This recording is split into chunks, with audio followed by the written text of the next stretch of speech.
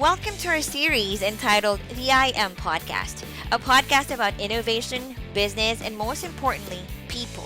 In this series, we'll be talking to founders, executives, and various experts about their vision, challenges, best practices, and lessons learned throughout their journey. Let's get started. Meet Amal PS, your wildcard founder. Amal is the founder and CEO at Keito, a no-code intelligent information management platform that provides information and document extraction. It enables enterprises to go digital and break data silos. A creative guy by nature with a strong tech background, he doesn't worry about failing or getting his hands dirty. He strongly believes that the most efficient way to scale is to build a strong team. Keito increases productivity by addressing the problem of having reliable information and breaking data silos. This podcast is powered by IAMOps.io. Optimize your cloud infrastructure and CI/CD process with IAMOps.io dedicated DevOps team. Check out www.iamops.io and get a DevOps team now. Amal, thank you for your time today, Amal. Welcome to the IAM podcast. Thank you, May, and it was great to join you guys. It's a pleasure. Happy to be here. I am excited and I am thrilled that how you can share your story to our viewers. Take us back to that aha moment. Why do you need to come up with this? And why did you need to build something like this? Keito started in 2015. So when I was working in Infosys, I saw a lot of enterprise data that is being passed in multiple departments. So I saw this information explosion that is happening and it really needed a new platform to manage several types of data across multiple departments, right? So when you have multiple source of digital assets, it's really important to have a singular platform that can do this. So as a manager, I explored to find out if there is something available in the market. I couldn't find it. And then I thought, why not create that, right? Let me start with emails and let me try to create something new out of it, see how it works with the customers. So that's how it started. And from when you started, 2015, right? And now, was the problem changed? Has it evolved also? Yeah, absolutely. The problem has evolved. When we started with emails and languages and understanding emotions and more related to your communication and a personal friend within enterprises. Once we started validating the problem, we understood it's not just with respect to emails. The problem resides. The problem is that these large enterprises possess a vast information assets. It could be in emails, it could be in scanned images, it could be in their shared repositories or any collaboration channels. How can this information be readily available and usable to carry out their business operations? So this is what we really identified while we started working with customers on a day-to-day basis. So we were able to validate the vision at each stages of the company. So that is what we did. So we validated that and we really realized what is the impact of having this data silos across multiple departments. So the consequence is that the enterprise experience is invisible. You have a invisible monetary cost, you have human errors, and you have slower processes that directly affects the productivity, profitability, and competitiveness of the business, right? This all leads to a poor customer satisfaction. So we really realized this problem could be much bigger than where we started it with. So it has a lot to do with the people, the productivity, and the happiness quotient, which you talked about. So that's what we realized in the last 4 years. Could you tell us more about your marquee customers, or who do you offer your products to? So we started offering the products to the VFSI segment within the Indian market. Later, we realized that the primary customers are mostly the back office operations, the KPOs for the mid-sized businesses. So currently, our focus has been directly on the US and the Indian market for the KPOs, the BFSIs, and so on and so forth. We have a platform that is being sold into the mid-sized markets and above, which is for the entire information management. And second, we do have standalone solutions on top of this, right? So you have an enterprise app store, which is being available. You have a standalone solution that is available for the mortgage US. You have a standalone solution that is available for the accounts payable, receivable end to end. So this kind of solutions help them to leverage AI without any kind of a training, right? That becomes your aha experience for the customer. The moment you enter into the platform, you could see that, oh, it works, right? I just need to configure it and your training time is less than a day, I would say, right? Typically the time to set up an enterprise product is multiple months, right? For the viewers who doesn't know what kind of a time frame it takes to set up an enterprise product, you onboard that. Can I experience the aha moment the moment I onboard? Wow, it's working, right? I do not need to undergo a training. I do not need to undergo teaching. I'm not teaching the AI a lot of things, right? It's there. It's already available there. So that's what we have built on top. So it's a collective ecosystem. It's a huge enterprise app store. It's a built on top applications that are available. So that helps us to leverage this technology fast. What's your elevator pitch? Like, what is your unique value proposition? I would say it goes back to again, the out of box experience that we offer. So we have two areas to focus on. So the first one would be the immediate experience you get as an enterprise while you onboard. So your total cost of ownership is lower, your return on investment is lower. So for a business decision maker, this becomes really key. Can I measure this? Do you already have built in or baked in these parameters into your platform? This would be your number one question that happens at your closure, but we address that ahead of time, right? So this becomes one. The second one is the ability to execute and configure a feedback system, right? So we are able to execute a feedback system. So when your enterprise matures or your data changes within your entire enterprise ecosystem, we are able to learn from that changes. Just the way Amal or May is learning while working in the company, the engine itself is able to learn the changes that is happening across the enterprise. And this would help you to accelerate and disrupt their own market individually. So that's what we have learned. And that's the USP for us to pitch to the customers. Okay, that's great. I was supposed to ask you, like, okay, how can I, as a user, as a simple user, benefit from your product? And then you mentioned, okay, it learns from what you do. Correct. Could you share us one user story? So one quick one which comes to my mind is a fairly recent one, where there was an accounts payable receivable customer where they are already using an accounting ERP. This is a mid-size company with 100 million and above revenues in bucket, right? For this customer, you already have an accounting ERP in place, but still, a lot of your invoices are outside your accounting ERP, right? You receive your invoices via your email. You receive your invoices physically in multiple locations. So for this customer, what typically happens is that this is all collated into their central location, and their emails are being manually read. You are pulling the information from emails. You punch it into your system, right? You are making an entry into your ERP. I will create a vendor if it is not available. So your accounting team is always at a pressure point, right? I am always at a pressure point because your accounting team handles your entire finance. How much cash in hand, how much cash I have to give out, your cash outflow. So what typically happens is that they have to consistently communicate and to spend tedious amount of time on just data entry, three-way matching, whether my invoice is matching with my delivery or not.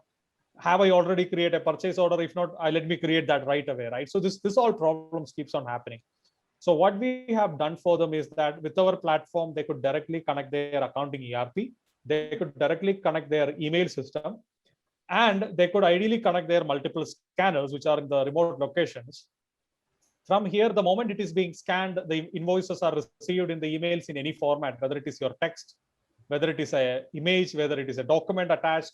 We are able to pull this information. Everything is available here in a single dashboard, and you're just seeing that, is it matching, no matching, validate, not validated. So all the information is pulled out from that based on the configured key which you want to match it with. And you're just getting an outlier saying that, oh, I have to pay $10,000 as of date, and I have to receive $28,000 as of date. And you can even automate your notifications. When I say automate your notifications, 40% of the time spent by this accounting team, not just the company which I'm talking about, at a general level. In the US, typically 40 to 60% of their time is spent on communication, their department, right? You have to communicate internally how much is my receivable, payables. You have to communicate to each vendor, when am I going to get my payment from this customer? So they keep on calling you, right? Whether if May has raised an invoice to Amal, you are going to call and check, Amal, is my invoice ready to clear? When are you going to clear it?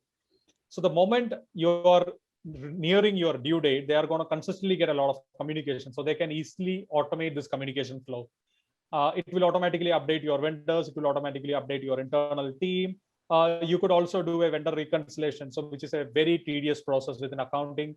With a click of a button, you just click it, the machine will automatically reconcile and say that, okay, as per the vendor records, this is the vendor record says, this is what your record says, and this is the mismatches, everything else is matching.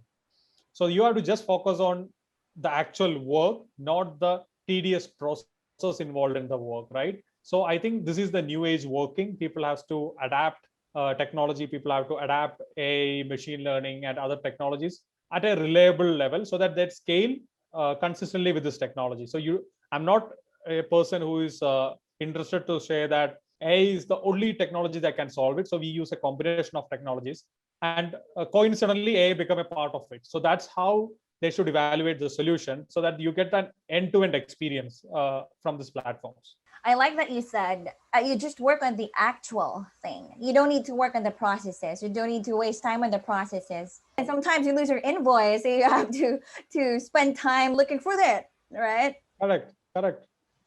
Okay, but now it's in one process in one platform and it's automated. Could you describe first, like the time when you first rolled out your product? What was the market's reaction? The first time when we rolled out the product, we rolled out a configurable solution, which is mostly a do-it-yourself kind of a platform. We realized that customers doesn't want to train the system. So nobody likes to put extra effort to set up a system, even though AI is cool, machine learning is great. Nobody wants to invest more time as a company or a business in training and setting up the system. So that was our first learning which we got.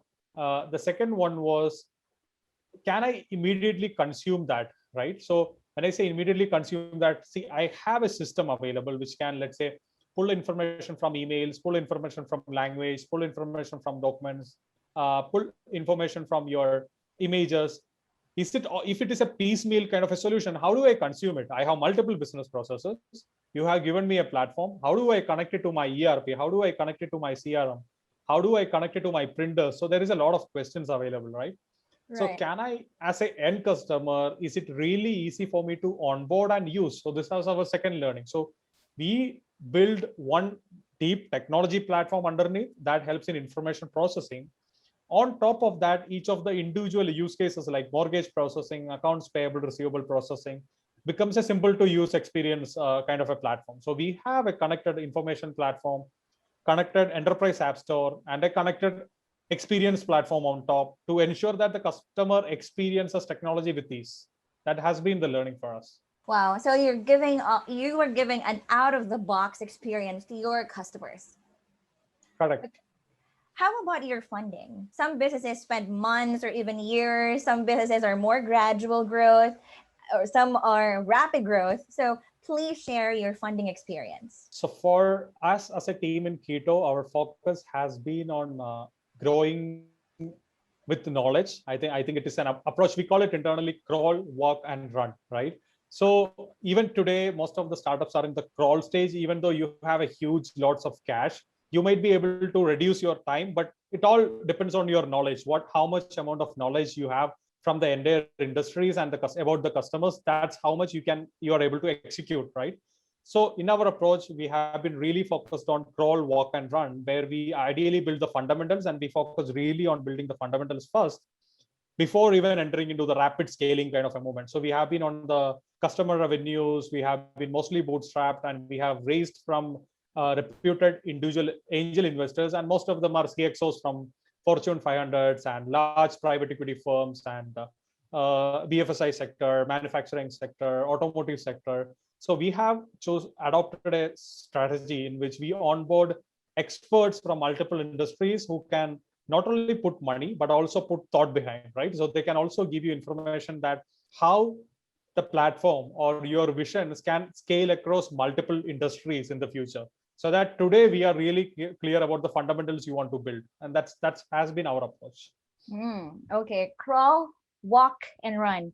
So you have to build a foundation. So you have to be very clear of your foundation. How about your challenges? Maybe the challenges you experienced years ago is different from while you're on the journey. So kindly share your biggest challenges.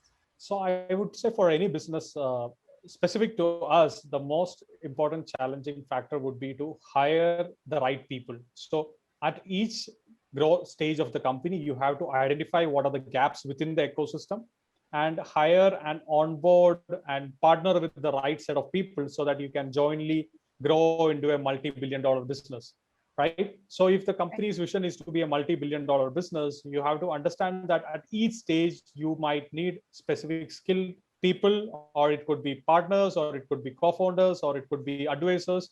Building such a system is always important, and we really focus on that. So we do have a strong HR in place. We do have an HR coming from a psychology background, data analytics and psychology, which is pretty much not seen within the Indian markets, kind of a say. So we focus more on the personal aspects, as a behavioral aspects of a person, while we onboard somebody into the team. So this gives a lot of alignment at a personal level, right, at a foundational level. So that has really helped us, and this evolved over a period of time. As you rightly said, in the starting we had a lot of mismanaged hires, we missed out on this, or we onboarded somebody too early. So all these things have happened in the past, but today we have realized that this is one key area the executives has to really put their efforts on. The biggest challenge is hiring the right people to fill the position.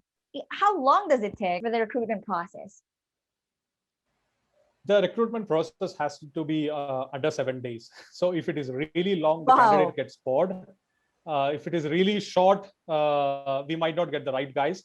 So we have created a standard process throughout the stages. So we do have 3 to 4 rounds of interview, but we start with a face-to-face interview. Today it is a VC, of course, and in a VC we start with a behavioral kind of an interview where we have set of parameters the candidates is going through, knowingly or unknowingly, correct? So we talk more about the personal experiences. We never talk about their functional experiences, personal experiences, how they were brought up, their how did their career look like, what kind of person they are, what they aspire to be, right? Do I want to be an IPS officer after joining Keito? So we try to understand everything, right? The aspirational element of a person in the first call. And if their aspiration is aligning with that of Keito, it doesn't mean that, let's say somebody is saying that I came to Keito because I want to get an acceleration for my 3-year career, and within 3 years I'm planning to move into a larger startup. Still, that is fine, because you understand that that particular candidate is trustworthy, they are transparent to share that this is happening, right? This is what he expected to be.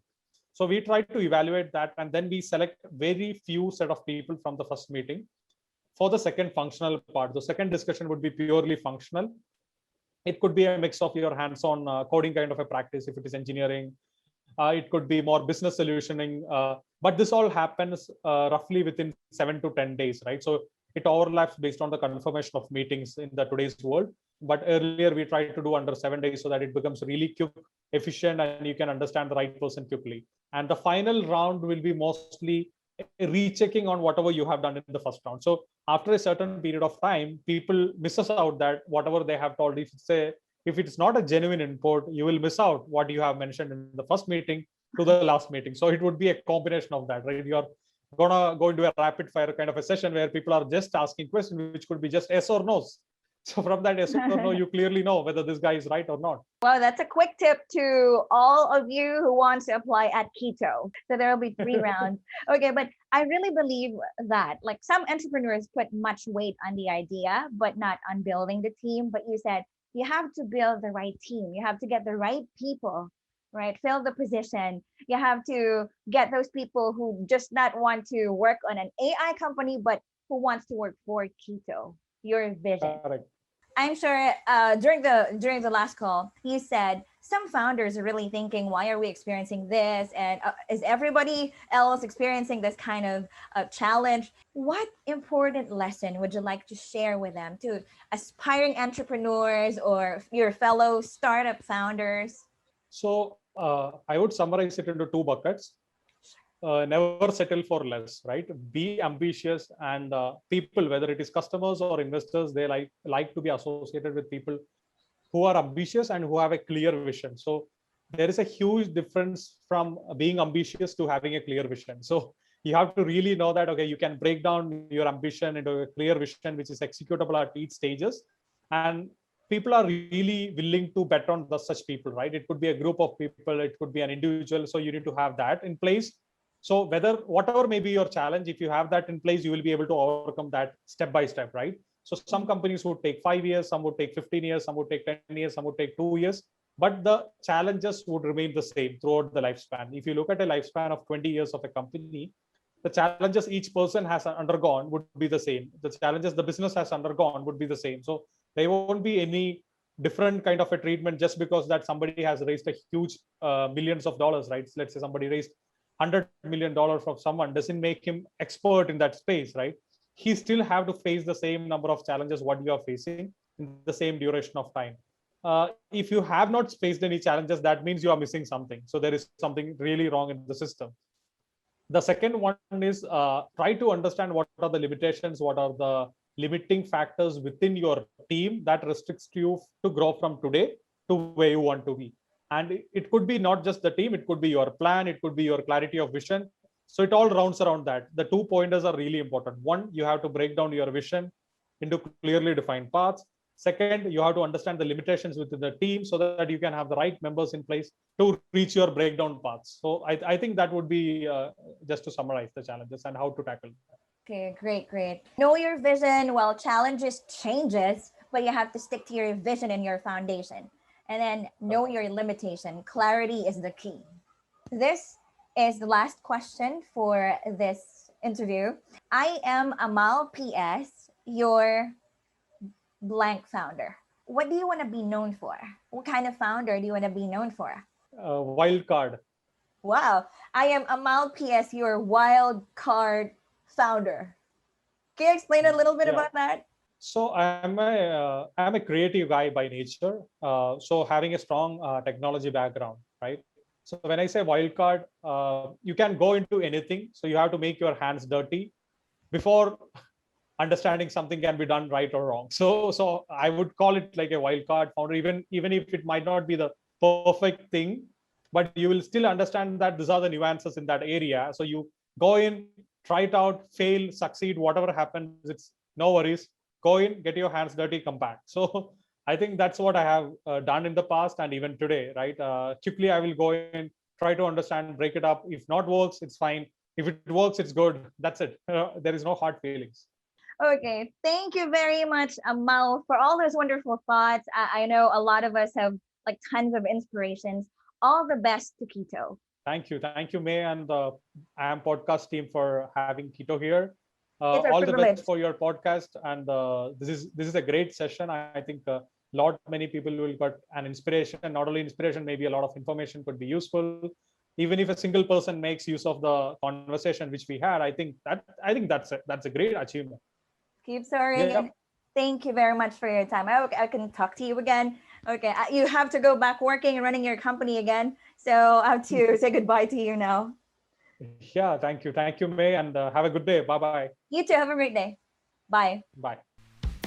Make sure to check out www.imops.io if you want to know more about us. Subscribe to our podcast so you can get notified every time we post a new video. Thank you, and you have a great day.